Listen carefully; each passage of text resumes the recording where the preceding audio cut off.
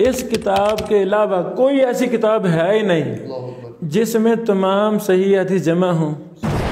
جو قوم مطالعہ سے محروم ہے وہ حقیقت میں اپنے سنہرے مستقبل سے محروم ہے۔ 20 سالوں کے اندر یہ کتاب لکھی شیخ نے، اور 20 سال مدینہ منورہ سے باہر نہیں نکلے۔ اور یہ کتاب ہر مدرسے میں کیوں ہونی چاہیے؟ ہر محدث کے پاس، ہر بڑے عالم کے پاس، ہر مفتی کے پاس کیوں ہونی چاہیے؟ اس پہ تھوڑی سی آپ روشنی ڈالیے۔ کہ ابوالکلام آزاد کا خاندان بھی قصور کا ہے اصلاً، تو میں کہہ سکتا ہوں ابوالکلام آزاد قصوری۔ لائبریری ہر گھر میں ہونی چاہیے۔ گھر میں 35 کمرے ہیں، ایک کمرہ ہم مسجد کے لیے خاص کر دیں، اور یہ سنت بھی ہے۔ گھر کی مسجد ماں بہنوں بیٹیوں کے لیے، نوافل کے لیے ایک شیخ محترم چھوٹا سا کمرہ 10 بائی 10 کا مسجد بنا دیں گھر کے اندر، اس کو لائبریری بنا دیں۔ قرآن کریم کی تفسیریں، احادیث روزانہ بیٹا بیٹی روزانہ 10-15 منٹ پڑھ کے صحیح بخاری سنا رہا ہے، تفسیر ابن کثیر پڑھ کے اردو میں موجود، الحمدللہ ہر زبان میں چیزیں موجود ہیں، وہ پڑھ کر سنائے۔ بسم اللہ الرحمن الرحیم۔ السلام علیکم، میں ہوں صدیق بلوچ اور یہ آواز ہے اسٹوڈیو FM 96 کی۔ اور میں نے کہا تھا کہ آپ لوگوں سے ہم ایسے لوگوں کا تعارف کروائیں گے، ملاقات کروائیں گے جنہوں نے تھوڑے وسائل میں زیادہ کام کیا۔ ان کی جو کامیابی کی سٹوری ہے وہ اتنی زبردست ہے، اور آپ کو انسپائریشن ملے گی، آپ کو موٹیویشن ملے گی ان کی ساری باتیں سن کے۔ اور انہوں نے جو ایک بہت بڑا کارنامہ سر انجام دیا ہے، میں یہ سمجھتا ہوں کہ اہل قصور کے لیے فخر کی بات ہے۔ اس پہ بات کرتے ہیں، شیخ سے جانتے ہیں پہلے ان کا مختصر تعارف، اور اس کے بعد پھر بہت سی باتیں جو آج آپ کے سامنے لانی ہم نے، جو آپ کو اور آپ کے بچوں کو، اور خاص طور پہ جو علماء کرام ہیں، قاری صاحبان ہیں، اور جو دین کا شوق رکھتے ہیں، ان کو بہت فائدہ ہونے والا ہے اس انٹرویو سے۔ شیخ محترم بندہ نچیز ابو رمیسہ ابراہیم بن بشیر الحسینوی الحصری ہے، گاؤں حسین خان والا، پاکستان کا آخری گاؤں وہ میرا گاؤں ہے۔ ادھر میں نے میٹرک کی، پھر جامعہ رحمانیہ پڑھا، اس کے بعد 3 سال میں نے ہائی تعلیم کے لیے مرکز تربیہ فیصل آباد تعلیم حاصل کی۔ پھر میرے دور میں جتنے بھی کبار محدثین تھے پورے پاکستان میں سب کے پاس گیا چھٹیوں میں، کبھی بلوچستان جا رہا ہوں، کبھی شیخوپورہ جا رہا ہوں، کبھی سندھ، کبھی پشاور، کبھی کراچی، پورے پاکستان کے علماء سے میں نے استفادہ کیا۔ پھر 19 سال ہو گیا مجھے ماشاءاللہ پڑھاتے ہوئے، اپنا ادارہ قصور ابن حنبل کے نام سے، وہاں بھی پڑھا رہا، گاؤں میں بچیوں کا ادارہ وہاں بھی پڑھا رہا۔ پھر لکھنے کا مجھے 3ری کلاس سے شوق پیدا ہو گیا تھا، جامعہ رحمانیہ کی 3ری کلاس تھے۔ عبدالرشید راشد صاحب میرے استاد محترم رحمہ اللہ، انہوں نے مجھے بانپ لیا تھا کہ یہ بندہ نا مطالعہ کرتا ہے، بڑا محنتی ہے، تو کہتے بڑا لکھنا شروع کر دو۔ تو پھر ادھر لکھنا شروع کر دیا، کافی کتابیں یہاں ہی میں نے لکھ لی جامعہ رحمانیہ لاہور میں ہی۔ پھر تربیہ میں مجھے موقع مل گیا تو وہاں تو پھر 24 گھنٹے وقف ہو گئے۔ تو یعنی بس وہی ایک شوق ہے کہ ہر دن آخری دن ہے، نیند نہیں آتی، ہر رات آخری رات ہے، تھوڑا سا سوتا ہوں، پھر لکھ رہا ہوں، پڑھا رہا ہوں، تاکہ کوئی عمل بھی اللہ کے ہاں قبول ہو جائے، صدقہ جاریہ بن جائے، اللہ تعالیٰ ہمیں معاف کر دے۔ محترم ناظرین، شیخ صاحب میٹرک کے بعد دین کی تعلیم حاصل کرنے کے لیے گئے۔ ہمارے ہاں کانسیپٹ یہ ہے کہ میٹرک کے بعد جو ہے نا بندہ دین کی تعلیم حاصل نہیں کر سکتا، قرآن پاک حفظ نہیں کر سکتا۔ تو شیخ محترم سے جانتے ہیں کہ میٹرک کے بعد جب آپ دین کی تعلیم حاصل کرنے کے لیے مدرسہ میں گئے تو اس کا فائدہ ہوا یا نقصان ہوا؟ شیخ محترم میرے جامعہ رحمانیہ میں کلاس فیلو 5 کلاسیں پڑھے ہوئے، 6 7 8 پڑھے ہوئے بھی تھے، لیکن ان میں شعور تھا ہی نہیں، جسے ہم عقل سلیم کہتے ہیں، یا رہنے کا سلیقہ یا پڑھائی کا مقصد مشن ان کے پاس نہیں تھا۔ وہ ایسے ہی بس گزارا ہی کرتے تھے، استاد مارتے بھی تھے، ڈانٹتے بھی تھے، سب کچھ ہوتا تھا، لیکن وہ تو آج بھی وہ نہیں پڑھے۔ بلکہ میں افسوس کے ساتھ کہنا چاہتا ہوں میرے کلاس فیلو ان کے کچھ کے چہروں پہ داڑھی بھی نہیں ہے، کتنے ہیں جو فیکٹریوں میں، یعنی ان کو شعور ہی نہیں تھا، جب چلے گئے چھوٹی کچا ذہن تھا۔ تو میں شیخ محترم میٹرک میں گاؤں میں ہی کی گورنمنٹ اسکول میں. تو اس وقت نا مجھے بہت شعور تھا، یعنی نفع نقصان کا مجھے پتہ تھا. تو اب ایک اپنے سوسائٹی میں رہنا یہ بھی بڑا ضروری ہے. یعنی 10 سال میں اپنے گاؤں رہا، اپنے گھر ٹھہرا، گاؤں کو پڑھا، اپنے والدین سے سیکھا، محلے سے سیکھا. ادھر کیسے کام کرنا ہے یہ بچپن میں ہی ہم نے سیکھ لیا تھا. تو جب شعور ہوا تو میٹرک کر کے پھر میں مدرسے کی طرف گیا. بلکہ والدین نہیں جانے دینے چاہتے تھے، کہتے تھے کالج وغیرہ بھیجنا ہے. تو میں نا گھر سے بھاگ کر بغیر بتائے مدرسہ نکل گیا تھا.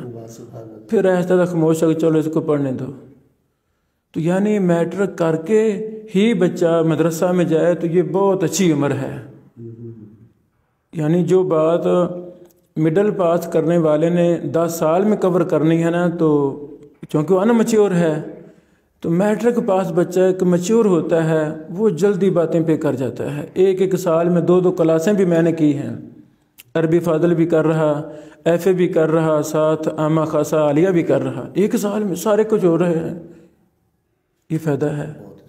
شیخ محترم مجھے یہ بتائیے کہ آپ نے تھوڑے وسائل میں دیکھتا ہوں آج بھی آپ کے پاس بائک ہے، سر کے پاس بائک ہے، کوئی کار نہیں ہے، جیپ نہیں ہے، پراڈو نہیں ہے، اور یہ آج بھی شہر آتے ہیں بائک پہ اور شہر سے بائک پہ جاتے ہیں.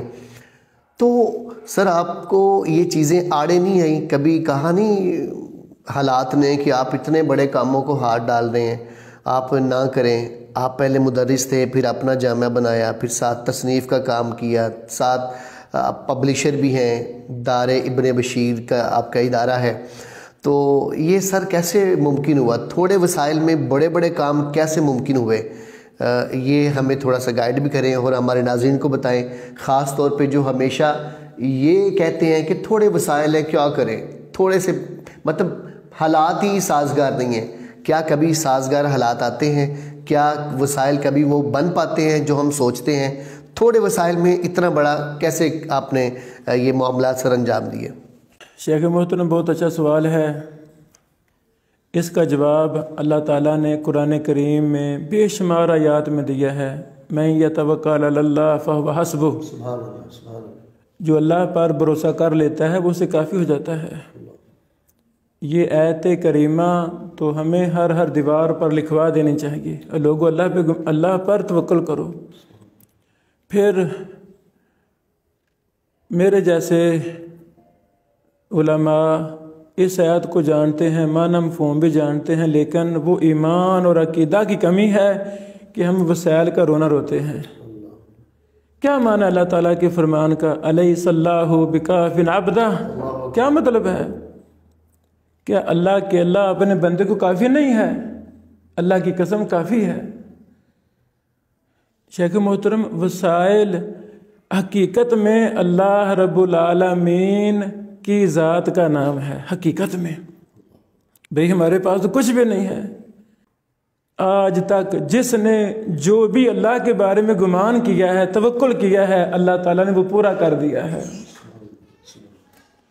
تو شیخ محترم میں نے ائمہ محدثین کے حالات بہت پڑھے ہیں. بچپن سے ہی یہاں سے کام شروع کیا تھا. ائمہ محدثین کے حالات، وہ ابن بشیر سے بھی ہزاروں گنا غریب مسکین تھے، اتنے بڑے بڑے کام کر گئے. وہ ہمارے لیے مشعل راہ ہیں، ہم کیا ہیں؟ تو شیخ محترم جو انسان اللہ تعالیٰ کے ساتھ حسن ظن رکھتا ہے، اپنے آپ کو وقف کر دیتا ہے، اللہ میں نے تیرے دین کی خدمت کرنی ہے. میں قسم اٹھا کے کہتا ہوں 1000 بار، اللہ کی قسم، میری ضروریات اللہ تعالیٰ خود پوری فرماتا ہے. یعنی چھوٹا میرا منصوبہ ہو یا بڑا منصوبہ ہو، تو میرا کام ہے سوچنا، میرا کام ہے یقین محکم لے کر اللہ پر اعتماد کر کے کھڑا ہو جانا. تو یہ تو قرآن مجید میں بے شمار آیات ہے نا، جو کھڑا ہو جاتا ہے اس پر اللہ کی مدد آتی ہے. دنیا کہتی ہے یہ مغلوب ہو گیا، یہ فیل ہو گیا، دنیا کہتی ہے، تو اللہ کی مدد پھر آتی ہے. تو وہ اس لیول کا اعتماد اور توکل جب ہمارے اندر آئے گا نا، تو یہ سارے کام چھوٹے بڑے سب کام اللہ تعالیٰ خود کرتا ہے. شیخ محترم آج کا نوجوان جو ہے وہ کتاب نہیں پڑھنا چاہتا. کتاب خریدنے کا شوق نہیں ہے، کتاب پڑھنے کا شوق نہیں ہے، گھر میں لائبریری نہیں ہے. اور مطلب مجھے لگتا ہے کہ اگر ہم نے اس طرف توجہ نہ دی تو آنے والے چند سالوں میں جس طریقے سے ٹیکنالوجی بڑی فاسٹ جا رہی ہے، بچے تو ہمارے اس سے محروم ہو جائیں گے. تو آپ کیا اس سے کوئی ورکنگ کر رہے ہیں کہ کیونکہ آج کا بچہ، آج کا نوجوان موبائل پہ، لیپ ٹاپ پہ، کمپیوٹر پہ یا کسی ایپ کے اندر حدیث کو پڑھنا چاہتا ہے، تو اس پہ ورکنگ کر رہے ہیں. اور دوسرا مجھے اور میرے جو ناظرین ہیں ان کو گائیڈ کریں کہ کس طریقے سے مطالعے کا شوق پیدا کریں. کیا کتاب گھر میں ہونی چاہیے؟ اگر گھر میں کتابیں ہیں تو کس ٹائم ان کو پڑھنے کا ایک ٹائم مختص کریں ہم، جس سے ہم استفادہ کر سکیں. اور تیسرا مجھے بتائیے کہ آپ نے جو اتنی کتابیں تصنیف کی ہیں، کیا آپ بھی مطالعہ کرتے تھے؟ آپ کو شوق تھا مطالعے کا؟ اور اس مطالعہ کرنے سے، کتاب کو ریڈ کرنے سے ہمیں کیا فائدہ ہو سکتا ہے؟ اس پہ تھوڑی سی روشنی ڈالیے. یہود و نصارہ کے ملکوں میں جو ہمارے بھائی مسلمان رہتے ہیں، وہ کہتے ہیں کہ ہر 10 کلومیٹر فاصلے پر ایک نے متعدد گورنمنٹ لائبریریاں ملیں گی. ہر 10 کلومیٹر کے اندر 2-3 لائبریریاں ملیں گی، اوپن ہیں، گورنمنٹ کے تحت بڑی بڑی کتابیں پبلک جا رہی ہے، فائدہ لیتی ہے، اپنا مشن وہاں سے اٹھاتی ہے. جو قوم مطالعہ سے محروم ہے وہ حقیقت میں اپنے سنہرے مستقبل سے محروم ہے. یہی بات ایسے میں سمجھانا چاہتا ہوں، جن استادوں سے میں نے پڑھا، اللہ اکبر، ایسے اساتذہ شاید اب نہیں ہیں. جن شیوخ سے میرے استادوں نے پڑھا تو میرے اساتذہ ان جیسے نہیں ہیں. یہ حقیقت ہے، زوال ہی آ رہا ہے. میں چاہتا ہوں کہ میں بڑے بڑے دبانگ ذہن کے رائٹروں کو پڑھوں، ان سے فائدہ لوں. تو شاید کیا طریقہ ہے، میں ان کی کتابوں کا مطالعہ کروں. یعنی آپ چاہتے ہیں کہ ابن تیمیہ رحمہ اللہ کا علم، ان کا منہج رسوخ میرے اندر آ جائے، تو شاید کیا طریقہ ہے، ان کی کتابوں کو ہم پڑھیں.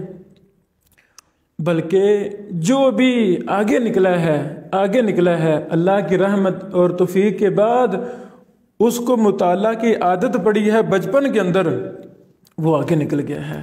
ابوالکلام آزاد رحمہ اللہ، شیخ محترم، میں نے قصور پر بھی تاریخ لکھی، اس میں میں نے لکھا ہے مقدمہ میں کہ ابوالکلام آزاد کا خاندان بھی قصور کا ہے اصلاً. تو میں کہہ سکتا ہوں ابوالکلام آزاد قصوری، ہمیں یہ سعادت ہے. بڑے بڑے محدثین جو قصور کے تھے، یہ کہ میری الگ تعریف ہے، ابھی شبھی نہیں، اللہ کرے میں وہ بھی جلدی شائع کروں. ابوالکلام آزاد صاحب کے گھر کے پاس ایک بزرگ کی لائبریری تھی، وہاں آنا جانا شروع ہو گیا. بلکہ میں تو اپنے دروس میں کہتا ہوں لائبریری ہر گھر میں ہونی چاہیے. گھر میں 35 کمرے ہیں، ایک کمرہ ہم مسجد کے لیے خاص کر دیں، اور یہ سنت بھی ہے. گھر کی مسجد ماں بہنوں بیٹیوں کے لیے، نوافل کے لیے ایک شیخ محترم چھوٹا سا کمرہ 10 بائی 10 کا مسجد بنا دیں گھر کے اندر، اس کو لائبریری بنا دیں. قرآن کریم کے تفسیریں، احادیث، روزانہ بیٹا بیٹی روزانہ 10-15 منٹ پڑھ کے صحیح بخاری سنا رہا ہے، تفسیر ابن کثیر پڑھ کے اردو میں موجود، الحمدللہ ہر زبان میں چیزیں موجود ہیں، وہ پڑھ کر سنائے. تو وہ گھر کا ماحول، پبلک کا ماحول جب آنا جانا شروع ہو جائے گا تو بہت فائدہ ہوگا. یعنی یہ طریقہ ہے. اب مسئلہ یہ ہے کہ جو ہمارے ٹیچر ہیں، ہمارے ٹیچر وہ مساجد کے ہوں، مدارس کے ہوں یا وہ سکول کے ہوں، شاید اس لیول کا مطالعہ وہ خود نہیں کرتے جتنا کرنا چاہیے. یہی وجہ ہے کہ وہ شاگردوں کو، اپنی نسلوں کو بھی اس لیول کا ٹریننگ، تربیت، موٹیویشن وغیرہ نہیں وہ دے پاتے.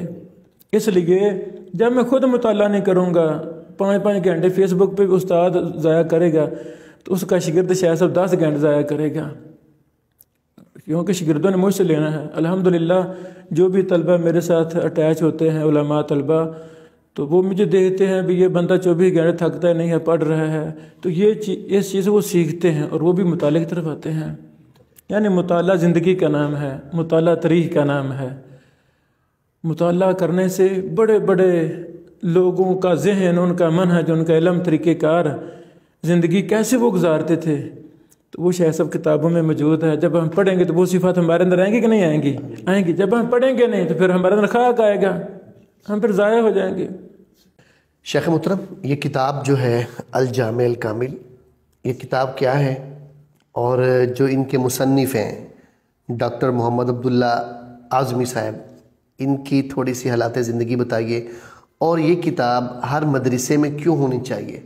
ہر محدث کے پاس، ہر بڑے عالم کے پاس، ہر مفتی کے پاس کیوں ہونی چاہیے؟ اس پہ تھوڑی سی آپ روشنی ڈالیے.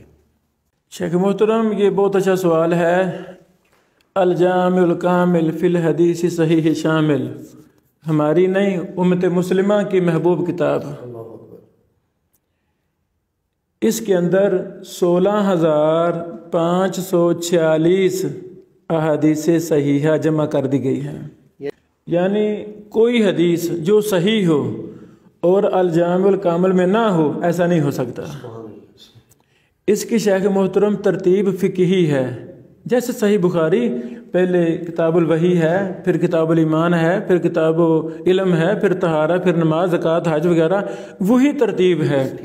یعنی فقہی ترتیب پر یہ کتاب ہے. ابواب بندی ہے، ہر باب کے تحت ایک حدیث بخاری کی ہے تو دوسری مستدرک کی حاکم کی، تیسری مسند احمد کی، چوتھی طبرانی کی، پانچویں ابو داؤد کی. سبحان اللہ.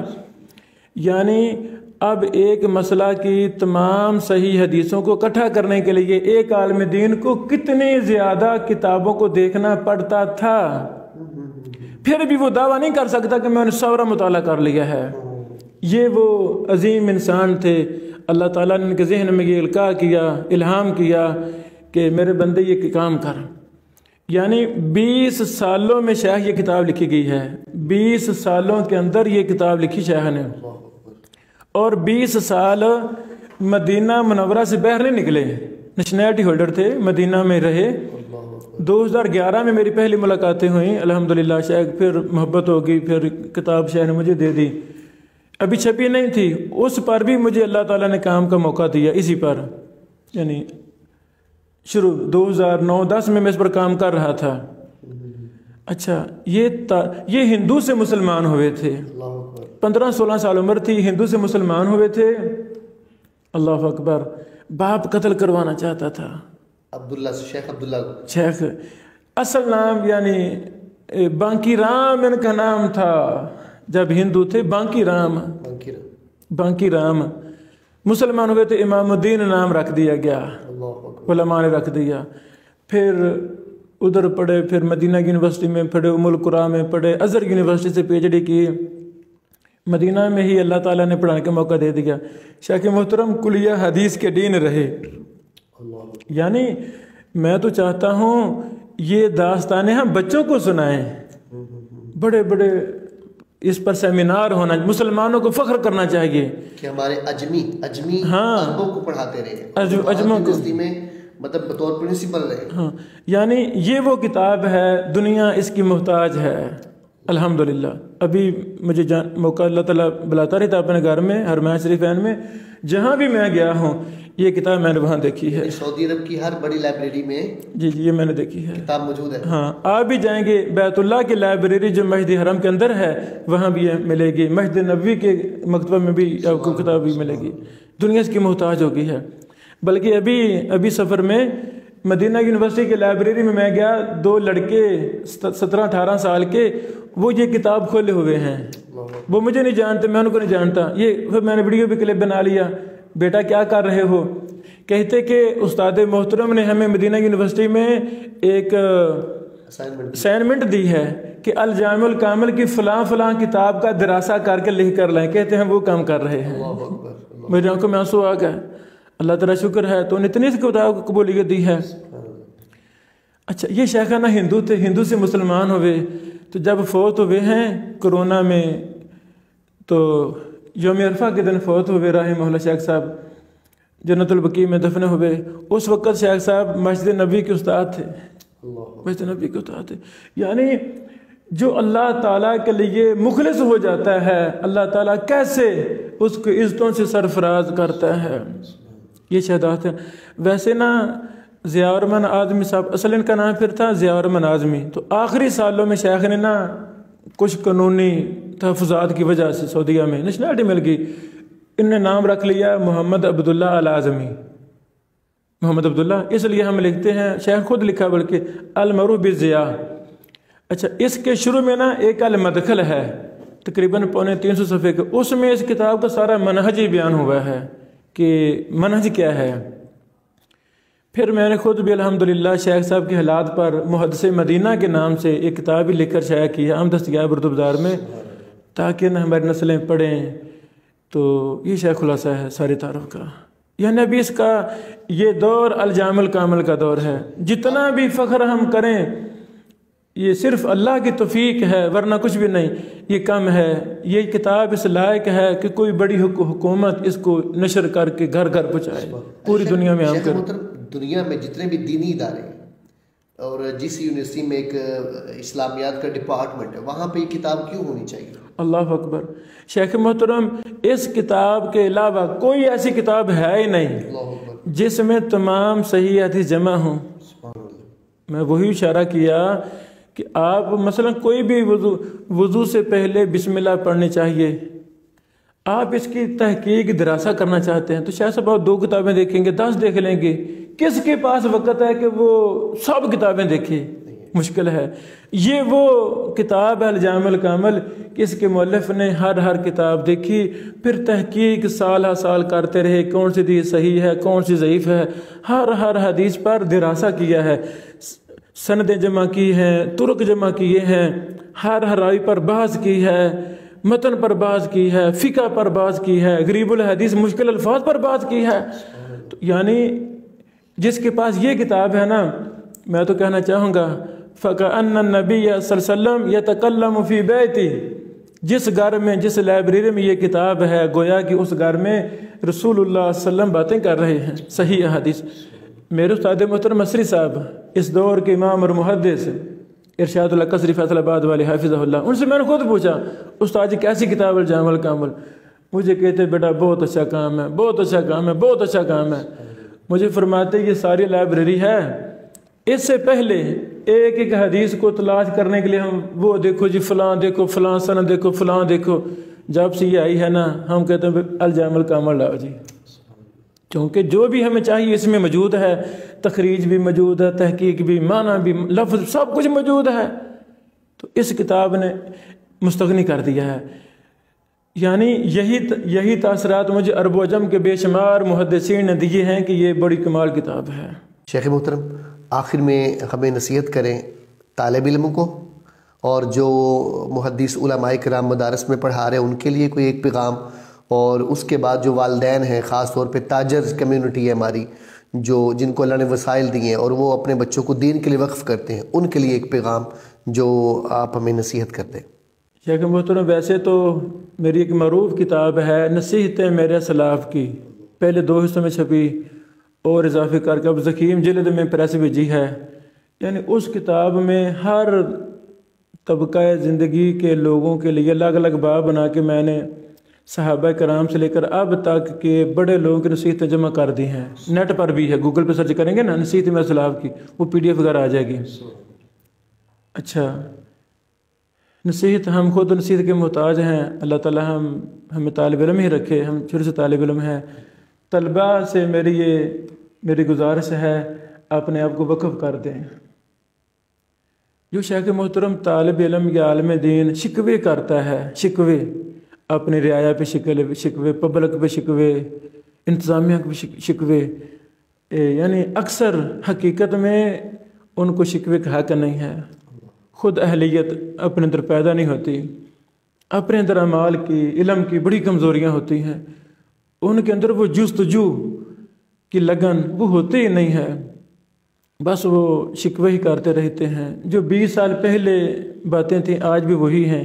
بھائی تم نے خود محنت نہیں کی، تم خود اس قرآن و حدیث کے لیے وقف نہیں ہوئے، جس لیول کی تمہیں محنت کرنا چاہیے تھی وہ کی نہیں ہے۔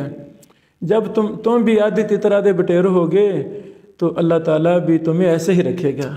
صلاح الدین یوسف صاحب مفسر قرآن، اپنے دور کے امام اور محدث رحمہ اللہ، وہ اپنے دروس میں کہا کرتے تھے بیٹو اپنے اندر اہلیت پیدا کریں، یہ دنیا ذلیل ہو کر آپ کے قدموں میں آئے گی۔ تمہیں ذلیل نہیں ہونا پڑے گا. ایک مسجد میں امام چاہیے تو 100 فون آ رہا ہے, 100 بندہ. کیا مطلب اتنے علماء خالی ہیں, کام سے خالی, اپنے گھروں میں ہاتھ پہ ہاتھ رکھ کے بیٹھے ہوئے ہیں. اتنی ویکینسیاں خالی ہیں دوسرے لفظوں میں. حالانکہ جو اہل علم ہوتا ہے وہ تو 1 منٹ خالی نہیں رہتا. دنیا ایک بندے کے پیچھے 100 مدرسہ ہوتا ہے, ہمارے پاس ہو, ہمارے پاس ہو. آج بھی اسی طرح کا احترام جو محدثین کے دور کا تھا آج بھی ہے, الحمدللہ آج بھی ہے. لیکن شرط کیا ہے, ہم اپنے اندر وہ اہلیت پیدا کریں. دنیا تو اپنے پلکیں بچھانے کے لیے تیار ہے الحمدللہ. دوسری شیخ محترم, یعنی علماء کرام ماشاءاللہ ہمارے سروں کے تاج ہیں. اساتذہ علماء نے سے ہی ہم نے تھوڑا بہت پڑھا ہے, اللہ ان کو سلامت رکھے. نصیحت کیا, ایک تجوید ناقص سی کہ ہم اپنے آپ کو محدثین کے ساتھ اٹیچ کریں اور اپنے طلبہ کو بھی محدثین سے اٹیچ کر دیں. مثلا میں مشکات پڑھا رہا ہوں, صحیح بخاری آئی ہے نا, حدیث لفظ آیا ہے بلوغ المرام میں, تو میرا کام ہے میں بچوں کو صحیح بخاری دکھاؤں, بیٹا یہ صحیح بخاری ہے. گویا کہ میں نے دوسری کلاس کے بچے کو صحیح بخاری سے اٹیچ کر دیا ہے, بیٹا یہ طریقہ ہے. تیسری چوتھی کلاس میں نسائی ابن ماجہ ابو داؤد وغیرہ ہم پڑھا رہے مدرسوں میں, نسائی وغیرہ, تو اس میں راوی آئے ہیں. تو میں تھوڑا سا وقت نکال کے روزانہ 10 منٹ جرح و تعدیل کی کتابوں کا تعارف کروا دوں. اور بیٹو ادھر آؤ, یہ راوی ہے نا, یہ تقریب ہے, یہ طریقہ ہے, یہ دیکھو لکھا ثقاتن, یہ حافظن, یہ ضعیفن, یہ قضا وزا دجال, سارا کو لکھا ہوا ہے. آسان کام ہے, بس وہ یہ ہماری سستی ہے. ہم اس لیول پر طلبہ کو لے جاتے نہیں, بس ترجمہ مفہوم سمجھا چلو جا کے, یہ کمزوری ہے ہماری. یہی شاید ایک وجہ ہے کہ آج کے ماحول میں محدثین تیار نہیں ہو رہے. ہم اصل علم کی لذت سے خود محروم رکھتے ہیں طلبہ کو. بھی آگے جاؤ, اسائنمنٹیں دی جائیں ماشاءاللہ کہ مدارس میں ہے اس کا اہتمام, وہ بچے بہت آگے جاتے ہیں. یہ گزارش. پھر تاجر احباب ماشاءاللہ, بڑی بڑی دنیا اللہ نے جن کو پیسہ دیا ہے, میری چاہت ہے کہ وہ اپنا پیسہ قرآن و حدیث کی اشاعت پر صرف کریں. شیخ محترم, میرے گاؤں میں بھی ماشاءاللہ 4 مسجدیں ہیں, اور چاروں تاریخی مسجدیں, بڑی, یعنی کروڑوں روپے لگا ہے, اور سارے کروڑوں روپے دیہاتیوں نے خود لگایا ہے. ہمارے ماشاءاللہ رشتہ دار گاؤں والے بڑے اچھے لوگ ہیں, صاحب حیثیت ہیں, خود پیسہ لگاتے ہیں. لاکھ روپے جمع ہو جاتا ہے. مسجد کا ممبر محراب بن رہا ہے, کروڑ کے تو شاید صاحب عام محراب ممبر ہیں نا لاہور وغیرہ میں, کروڑ کے. لیکن یہ ہمیں نا پتہ نہیں کہاں سے ہم نے یہ سیکھا, ہم بلڈنگ پر بڑا خرچہ کرتے ہیں, نہیں بلڈنگ کے اندر کچھ نہیں, لائبریری نہیں ہے, ہاں کتابیں نہیں, اتنی بڑی مسجد, وہاں لائبریری نہیں ہے. اتنی بڑی مسجد میں کوئی محدث ہم نے نہیں لا کے بٹھایا. جو امام رکھا ہے وہ بھی تھوڑا سا پڑھا لکھا ہے, زیادہ نہیں پڑھا لکھا, صحیح ترجمہ اس کو نہیں آتا. طارق عزیز اللہ ایسے کے قبر پہ کروڑ رحمت نازل فرما, بڑے اچھے جملے کہا گیا. وہ کہتا میرا وطن میرا دیش قرآن سے دور ہے. کئی وجہ, ایک یہ بھی وجہ, جو ہم نے قرآن کا قاری مسجد میں دیا وہ اس کو خود نہیں پتا قرآن کیا کہتا ہے, تو میرے بچوں کو کیا سمجھائے گا. ہم نے یہ مشن لیا محدثین سے, کچی پکی مسجد بناؤ, اس میں اہل علم محدث بٹھا دو, وہ آپ کی نسلوں کو محدثین بنا دے گا. یہ اب پاکستان برصغیر میں جو پیسے والے ہوتے ہیں, ہمارے بھائی تاجر برادری, پیسوں والے برادری, وہی انتظامیہ مسجد کی ہوتی ہے. اب ان کو پتہ نہیں ہے دین کا کام کیسے کرنا ہے, ان کو تو پتہ ہی نہیں ہے. مسجد بھی بنا لی ہے, اتنے لاکھ کروڑ لگا دیے ہیں, تو 80 سال بعد بھی اس مسجد کا کردار, ایک بھی محدث پیدا نہیں ہوتا, ایک بھی حافظ قرآن پیدا نہیں ہوتا, ایک بھی علامہ. اور مولانا صاحب نماز کا ترجمہ نہیں یاد کروا سکے, 80 سال بابے کی عمر ہے, اس کو غسل جنابہ کا طریقہ نہیں آتا. ترجمہ تو دور کی بات ہے صاحب, نماز کا ترجمہ نہیں نمازیوں کو آتا, بھی ترجمہ کیا ہے. کمزوری ہے, کمی ہے.